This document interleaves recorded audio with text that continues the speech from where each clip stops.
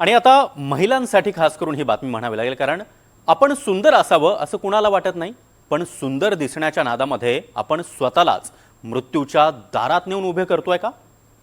स्वस्त सौंदर्य प्रसाधनांमुळे जीवघेणे आजार जडण्याची दाट शक्यता आहे. कसे बघा आणि सावध व्हा.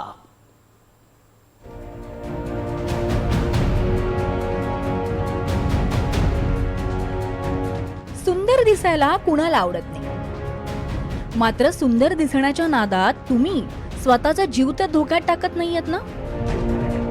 हा प्रश्न विचारण्याचं कारण म्हणजे बाजारात स्वस्तात मिळणारी सौंदर्य प्रसाधने.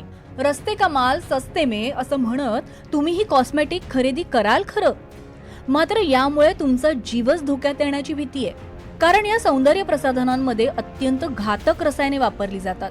ही त्वचेतून शरीरात शोषली जातात आणि तुमचं शरीर आतून खराब करून टाकतात. धोकादायक ठरू शकणारी उत्पादनं कोणती? Fairness cream, lipstick, face powder, काजळ, हेअर डाय, नेल पॉलिश. सुरुवातीला या उत्पादनांचे दुष्परिणाम फारसे जाणवणार नाहीत, पण काही दिवसांनंतर त्याचा परिणाम जाणवायला लागतो. लावाल क्रीम तर येईल यमराजाची टीम.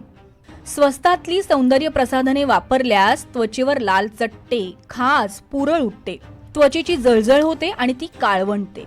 क्रीम मध्ये स्टेरॉइड असल्यानं चेहरा सुरकुतलेला दिसतो आणि तुम्ही म्हातारे दिसू लागता. त्वचेप्रमाणे डोळ्यांनाही त्रास होतो. रसायने फार घातक असली तर दृष्टीदोषही निर्माण होऊ शकतो. हेअर डाय मध्ये वापरल्या जाणाऱ्या PBD या रसायनामुळे टाळूला सूज येणं, सतत खाज येणं, जखमा होणं आणि केस गळणं अशी समस्या निर्माण होऊ शकते. काजळ, लिपस्टिक, फेस पावडर मध्ये प्रमाणापेक्षा जास्त शिसे किंवा पारा असेल तर मूत्रपिंड, यकृतावरही वाईट परिणाम होतो. जेव्हा केव्हा तुम्ही कोणती सौंदर्य प्रसाधनं घेता तेव्हा डॉक्टरांना भेटलेलं अतिशय चांगली गोष्ट आहे. जे तुमचे डॉक्टर तुमच्यासाठी सजेस्ट करतील तुमची स्किन पाहून ते प्रोडक्ट वापरणं अतिशय सेफ असतं. कारण डॉक्टरांनी ह्या गोष्टीचा अभ्यास केलेला आहे वर्षानुवर्ष.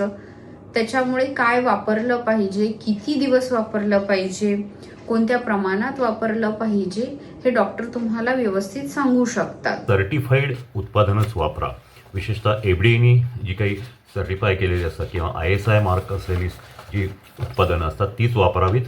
कुठलंही एखादं नवीन क्रीम किंवा हे औषध वापरताना आपल्या त्वचेवर किंवा दंडावर ते लावावं आणि 24 तास थांबून तिथं रॅश येते का हे पाहावं.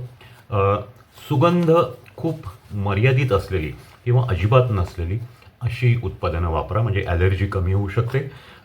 केमिकल नसलेली, रसायनं नसलेली, नैसर्गिक स्वरूपातली हर्बल पद्धतीची औषधं किंवा प्रसाधनं वापरण्याला भर ठेवा. अशी सौंदर्य प्रसाधनं वापरणं हे खास करून गर्भवती महिलांसाठी फार धोकादायक ठरू शकतात. आईच्या प्रकृतीसोबत भ्रूणावरही सौंदर्य प्रसाधनातील रसायनांचा परिणाम होऊ शकतो. त्यामुळे गोरं किंवा सुंदर दिसण्यासाठी आपण जी प्रसाधने वापरतो ती सुरक्षित आहेत की नाही याची खातरजमा केल्याशिवाय ती वापरू नका.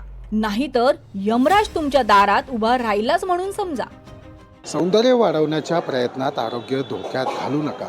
उत्पादन स्वस्त असले तरी त्याची किंमत आपल्या आरोग्याला मोजावी लागू शकते. त्यामुळे सौंदर्य प्रसाधने खरेदी करताना जागरूक ग्राहक बनणे हाच सर्वात प्रभावी बचाव आहे. यशपाल सोनकांबळे, NDTV मराठी, पुणे.